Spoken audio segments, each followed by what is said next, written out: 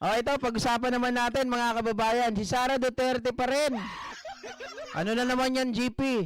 Ito mga ka-GP Natics, nag-viral kasi yung isang video natin na kung saan po ay sinabi ni Attorney Lorna Kapunan na itong si Sara Duterte ay kumbinsido po siya na makukonvict itong si Sara Duterte. At may pahabol yon mga ka-GP Natics. Ang sabi niya dito, dalawang article pa lang ay siguradong dihadong-dihado na itong si Sara Duterte. Oh. Ano ibig sabihin ng dihado? Mga kababayan, ay syempre talo. May hulog si Sara Duterte. Ito, pakinggan natin. You see it. It is very relevant because there is a Article 7, which really is what we call a catch-all article of impeachment. And this relates to fitness for public office. Is she really fit for public office? Ay, hindi All fit. of these, whether Article 1 on threatening, Article 2 on the confidential funds, Article 3 on bribery, Article 4 extrajudicial killings, bribe, tokhang and all that. No? All of these, even if this were not proven, there is still an Article 7, which really is a catch-all Teka lang. Ano lang provision. tayo, guys, tawag dito patalastas. Kasi kanina may nakita ko. Ito kasi si Sir Leo pinaalala Sabi, nakuryente yata si Pulonggoy, may tama yata yung naibigay sa kanyang chika bebs. Kaya nagalit. May nakita akong memes kanina, guys. Ito ano lang to joke lang to Kaya daw merong mga gumawa ng memes kanina bago tayo pumunta rito. Natutuwa talaga ako doon. Sabi niya gano'n, paano ba namang hindi daw magagalit si Pulong Duterte? Bakit sabi kong gano'n? Bakit nga ba nagalit kasi si Pulong Duterte? Kasi sabi, artistahin daw yung ibibigay for 13,000. Kaya lang, ang ibinigay daw sa kanya, ang inihain, mga kababayan, ang inihain daw sa kanya, isang bulok na mangga. Sino yung bulok na mangga? Kamukha daw ni Amy Marcos.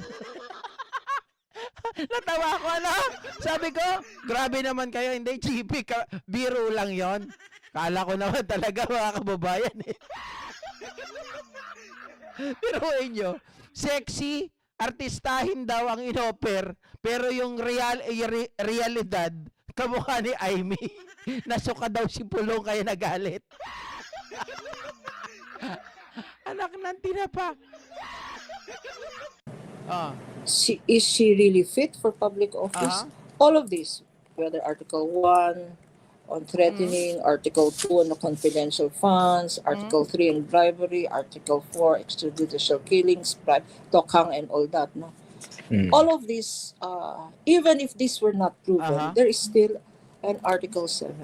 Article 7. Which really is a catch-all provision on betrayal of public trust and fitness. Yeah. Everyone's looking great. So, ibig sabihin mga kababayan, usapin pa rin ito ng pagkakrung-krung. Diba? Ibig sabihin, etong si Sara Duterte, talagang pinagdududahan na po yung kanyang pag-iisip. Pinagdududahan na po if she really fits to hold a public office.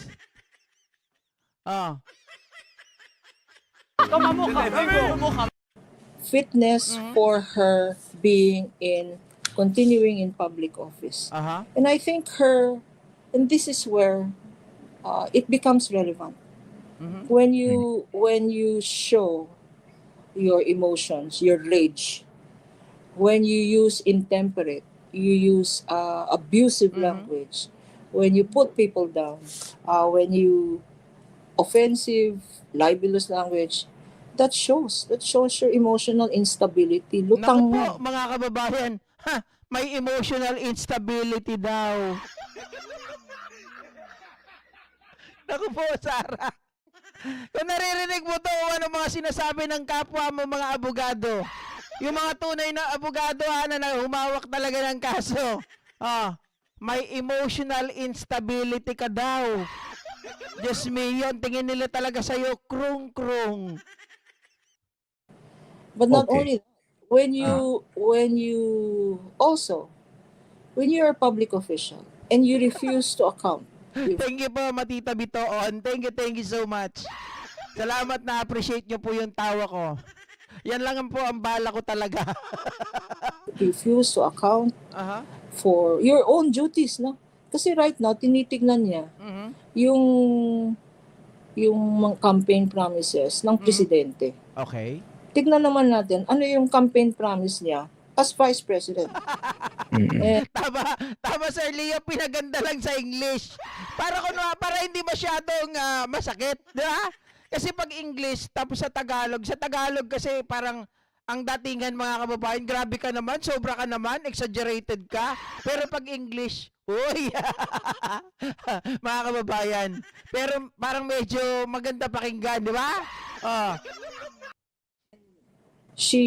and I looked at that, no? She had several promises. And if you look at Wikipedia, if you see, she hasn't fulfilled any of them. Empowering women, small and medium enterprises. Aha. This is as office of the Vice President, no? And creating stability, etc., creating jobs and all that. You look at her scorecard. So, if you look at that scorecard, she should be more worried about her performance and looking at President's performance. Wait lang. Sabi ni Animal ka, INC ako bro, ministro namin boto sa mga Duterte. Well, hindi lahat. Ha? Ang tsuhing ko ministro. Yung pinsan ko ministro. Hindi sila boto sa mga Duterte. Ang mga sorry pero hindi ko general. Pero kapag INC ka, binoto mo ang Duterte, ibig sabihin, ano ito? Kumakampi ka sa mamamatay tao? 'Di ba? Ang doktrina ng INC, mga kababayan, kahit saan naman 'di ba, bawal pumatay. Gusto ba nila yung mga taong palamura? 'Di ba bawal sa kanila 'yan? Gusto ba nila yung mga taong mga ka-GP Natics talagang matindi, lulong kung pumatay ng tao? Ganyan na ba ngayon ang mga INC? Sorry guys, hindi ko nila lahat. May mga kaibigan tayo ng mga INC. Kaya nga, ayaw ko kung maaari, ayaw ko talaga na ito po ay i-content. Diba? Meron din akong mga kaibigan na nasasaktan. Pero mabuti na lang yung mga kamag-anak ko, kakampi ko. Noong nagbukas nga ako sa probinsya ng ng business nandun sila. Nagulat ako, sabi ko, alam mo, hindi ko alam na magkakakampi pala tayo. And she also is part. Remember, nag-investigate also on fake news, no? She is perpetrating fake news. Lumabas na merong sabina today or yesterday. She was being summoned by the Department of Justice because of a complaint filed by the NBI. Okay. On similar circumstances as Article 1. Grave threat. In threats and inciting to sedition. And she said that she would comply. Exactly. But together with that, she came out with the fake news. I don't know if it's fake news or if she was misled into believing that there was also a coming warrant for her arrest at the ICC. Oy. So, creating disinformation yan. What does that show? It shows Large objects over 100 kilograms. Ako naman, ito naman talaga, patalastas. not only an emotional issue, a mental issue. Di ba? If you cannot discern, as a public official, you must be able to discern well. On top of that, you are a lawyer. And you have to know. Ang tanong ba, talagang nagpa-practice ba ng law? Baka naman na lang ayos. Mga kababayan. Di ba, kasi kanina nag-content tayo nito, ang sabi nila, parang hindi talaga lawyer itong si Sara Duterte kasi hinanap naman natin, wala talaga tayong nakita, mga ka-GP Natics na hinawakan niyang mga kaso. Di ba? Sabi ng mga kapatid natin, baka pa mga lang to, notaryo publiko, baka nga. You have to know the law. You have to know judicial process. She claims about there are many things. So, Attorney, So, Very.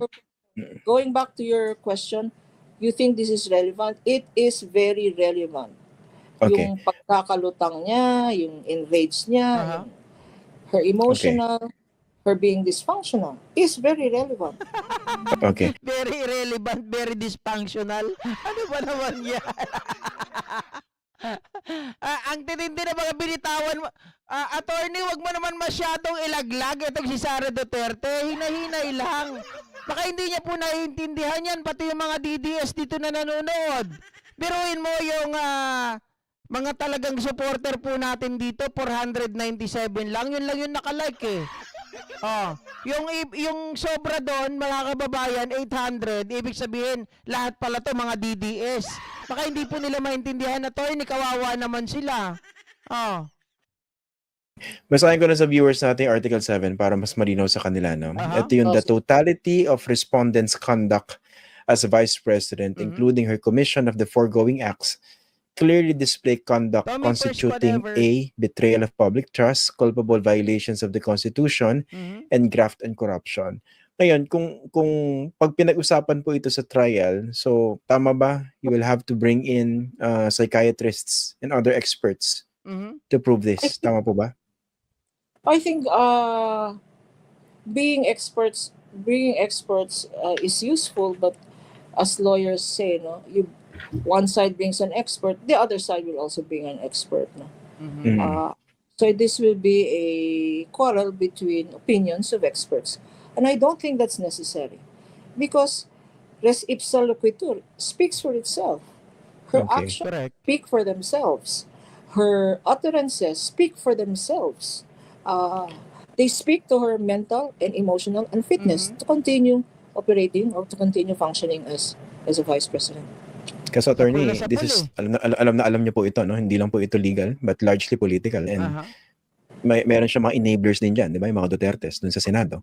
So they might not necessarily look at it that way, even if that is the obvious way of looking at it, the most obvious way of looking at it. Yes, because as I said, if you're strong on the facts, focus on the facts, you're strong on the law.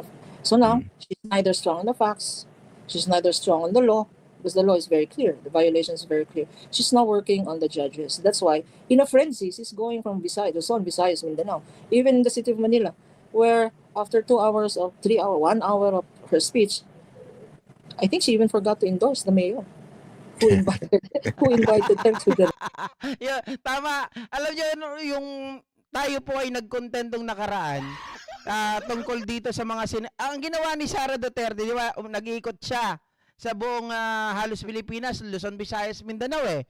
Tapos pumunta ng Maynila, mga kababayan. Inuna yung paninira doon sa mga kongresista natin, kay Joel Chua, kay Benny Abante. Tapos nakalimutan niya na endorso yung mayor doon.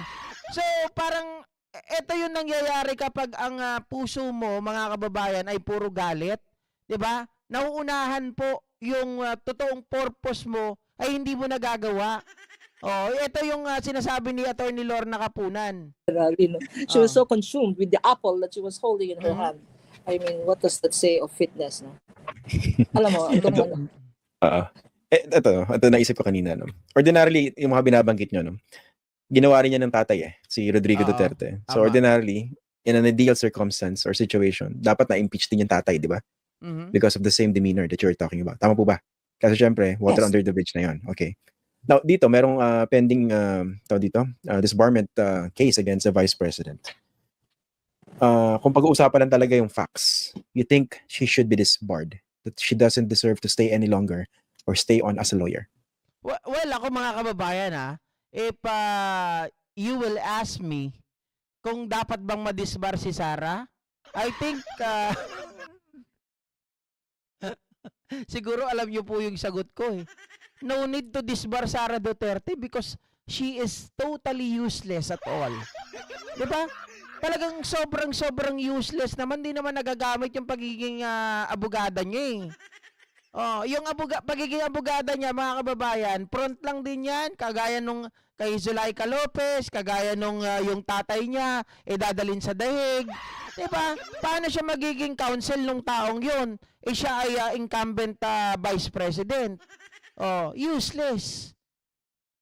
Can you please just hear me out? Pinatalastas tayo.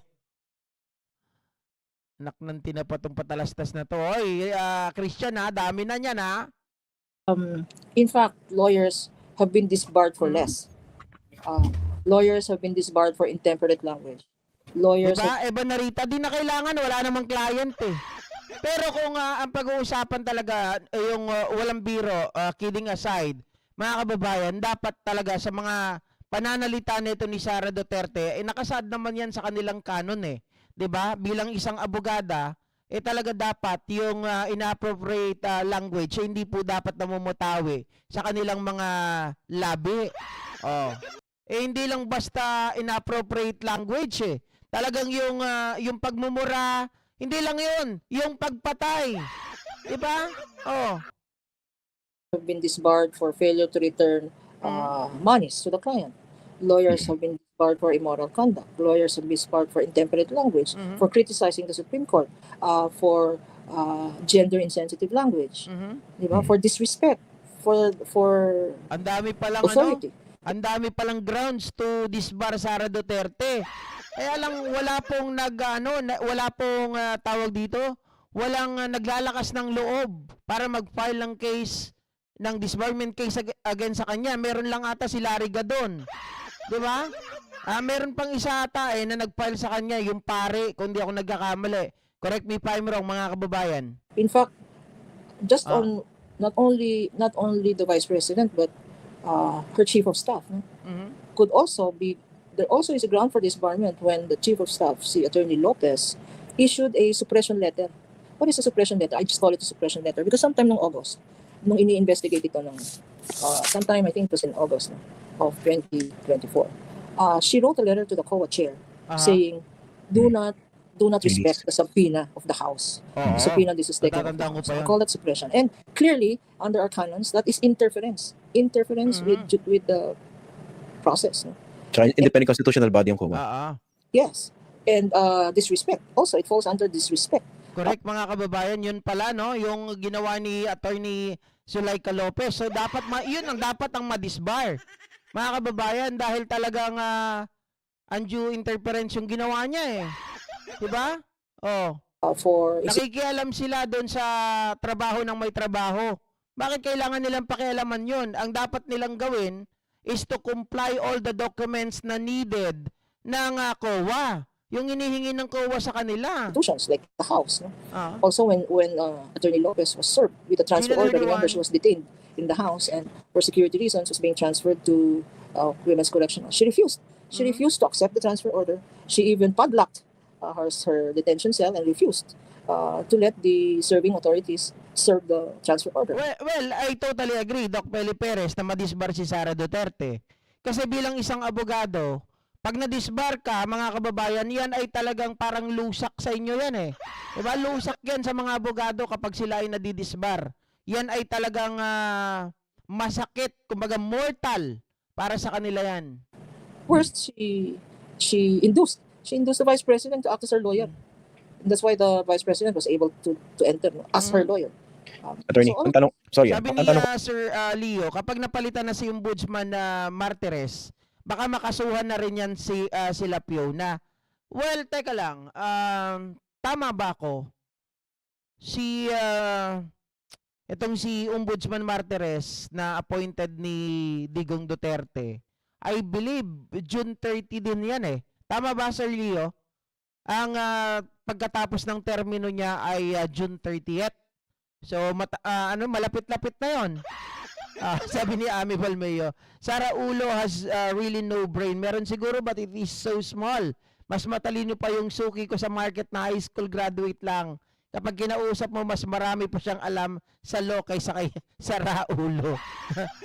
I believe si Sara Duterte, mga kababayan, ay talagang hindi naman nagpa-practice ng law. ko lang dyan. Hindi naman to yung first time na nakita natin yung ganyang public demeanor ng Vice President, di ba? Before, nanapak ng sheriff yan. Tama. Napapaisip lang ako, bakit hindi pa siya na-disbar nun? I think the public sentiment then was because she was her outrage then at the sheriff was for a good cause. In her mind, the tenants, I think these were tenants who were being unlawfully evicted. So it was outrage. It was righteous indignation. I would call it probably righteous indignation. So that's a Because even leeway? That's a leeway provided in this Oh, particular parang mga kababayan, naging liway pa nila yon. Ano to mga kababayan? Outrage, parang naging hero pa siya doon? Ganun ba yon?